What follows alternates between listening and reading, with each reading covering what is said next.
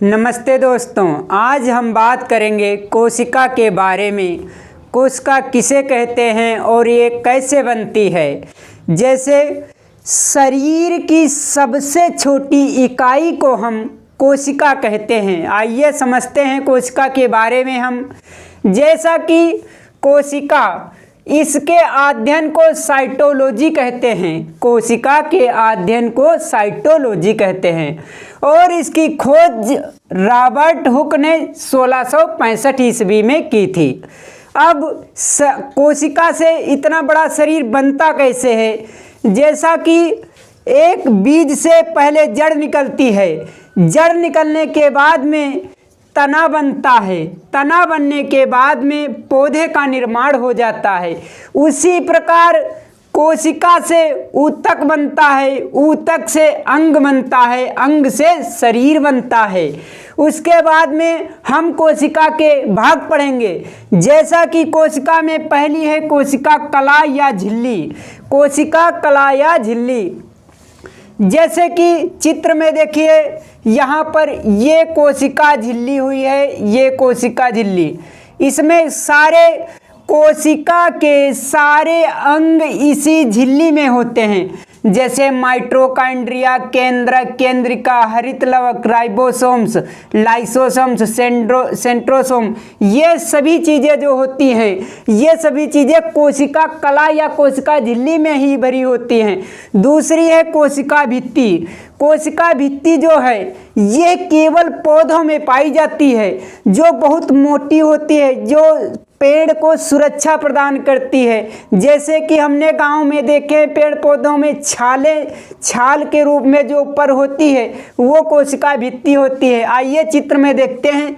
ये यहाँ पर कोशिका भित्ति हुई, ये कोशिका भित्ति है जो मोटी मोटी बाहर की ओर दिख रही है, ये कोशिका भित्ति है। आखिर कोशिका भित्ति बनी काहे की होती है। कोशिका भित्ति सेलुलोज की बनी होती है और पौधे को सुरक्षा प्रदान करती है। तीसरा माइटोकॉन्ड्रिया। माइटोकॉन्ड्रिया जो है ये राड जैसा इसका आकार है। जैसा कि चित्र में यहाँ पर ये माइटोकॉन्ड्रिया है, ये इसमें छोटी छोटी क्रिस्टी, ये जो संरचना बनी हुई है इसकी आंतरिक भाग को क्रिस्टी कहेंगे। अब हम समझते हैं कि इसको कोशिका के कार्य के लिए ऊर्जा भी ये प्रदान करता है। आखिर कोशिका को कैसे ऊर्जा देता होगा। पहले जैसे हम कोई भोज्य पदार्थ ग्रहण करते हैं तब ग्लूकोज बनता है। ग्लूकोज को तोड़ने पर पायरुविक अम्ल बनता है। पायरुविक अम्ल को जब हम ऑक्सीकृत कर देता है, ऑक्सीकृत करने की क्रिया जो होती है इसे क्रेब्स चक्र कहते हैं। क्रेब्स चक्र की जो क्रिया होगी वो माइटोकॉन्ड्रिया में होगी। माइटोकॉन्ड्रिया में क्रिया होने के बाद में फिर उससे एडीपी के छोटे छोटे अणु निकलते हैं जो समूह के रूप में जुड़ करके एटीपी का निर्माण करते हैं। जैसे यहाँ पर ये एडीपी हैं, एडीपी के छोटे छोटे अणु होते हैं और ये एटीपी का निर्माण करते हैं। एटीपी को ऊर्जा के सिक्के भी कहा जाता है। उसके बाद में विद्युत ग्रह या पावर हाउस। माइटोकॉन्ड्रिया को विद्युत ग्रह या पावर हाउस भी कहा जाता है। फिर हम उसके बाद में करेंगे सेंट्रोसोम। सेंट्रोसोम ये कोशिका का बहुत ही महत्वपूर्ण भाग है। जब छोटी सी कोशिका टूट जाती है, दूसरी दो भागों में जब टूट जाती है तो वो एक नई कोशिका का विभाजन करती है। इसे ही यह क्रिया सेंट्रोसोम में पाई जाती है। उसके बाद जैसे सेंट्रोसोम, ये यहाँ पर सेंट्रोसोम है। सेंट्रोसोम जो इसमें कोशिका विभाजन की क्षमता शरीर के सबसे ज़्यादा लीवर में होती है। जब लीवर को काट दिया जाता है ऑपरेशन के अंदर, तब उसमें वो फिर कुछ सालों के बाद फिर बढ़ जाता है। आइए अब हम बात करते हैं अंतःपाद्रवी जलिका। ये एक जल के रूप में भरा होता है। जैसे कि चित्र में दिख रहा होगा, ये यहाँ पर अंतःपाद्रवी जलिका है।